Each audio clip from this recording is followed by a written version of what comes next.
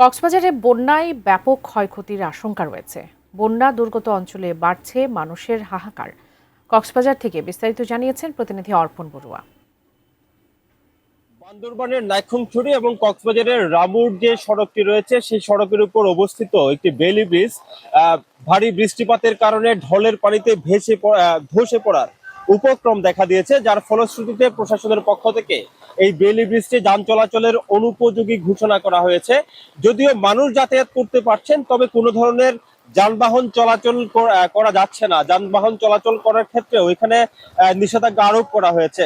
বিশেষ করে বিজিবি সহ সেনাবাহিনীর পক্ষ থেকে এই বেইলি ব্রিজটি ইতিমধ্যে আমরা দেখতে পাচ্ছি এখানে মেরামতের কাজ শুরু হয়েছে। সাধারণ মানুষের দুর্ভোগ একেবারেই চরমে গিয়ে পৌঁছেছে। বিশেষ করে নাইক্ষ্যংছড়ির বাসিন্দা যারা রয়েছেন বান্দরবানের, তারা কিন্তু জেলা শহর হিসেবে কক্সবাজারকেই তারা আসলে তাদের খুব বেশি যাতায়াত আসলে কক্সবাজার এবং রামু জুড়েই। বিশেষ করে তাদের নানান প্রয়োজনীয় কাজে তারা আসলে রামু এবং কক্সবাজার সদরে ছুটে যান। এই মুহূর্তে এই বেইলি ব্রিজটি ঝুঁকিপূর্ণ হয়ে পড়ার কারণে এখানে যান চলাচল ব্যাহত হচ্ছে এবং মানুষ পায়ে হেঁটে পার হচ্ছেন ঠিকই, কিন্তু কোনো যানবাহন চলাচল করতে পারছে না। এই বেইলি ব্রিজটি চলাচলের অনুপযোগী হয়ে পড়েছে। মূলত এটি আসলে যে কোনো মুহূর্তে ধসে পড়তে পারে। বন্যার পানি এবং পাহাড়ি ঢলের কারণে এই বেইলি ব্রিজটি ইতিমধ্যেই ঝুঁকিপূর্ণ অবস্থায় রয়েছে, সেই ধরনের চিত্র আমরা দেখতে পাচ্ছি।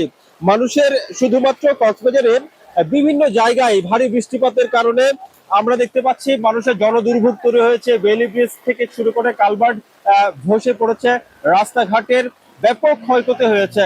ইতিমধ্যেই জানতে পেরেছি যে চকরিয়া, পেকুয়া এবং মাতামুহুরী উপজেলায় সেখানে বন্যার পানি এখনো পুরোপুরি নেমে যায়নি। বন্যার পানি যদি পুরোপুরি নেমে যায় তবে আসলে কি পরিমাণ এই বন্যা এবং ভারী বর্ষণের কারণে ক্ষয়ক্ষতি হয়েছে সেটি নিরূপণ করা সম্ভব হবে। এটুকু ছিল এখানকার সবশেষ।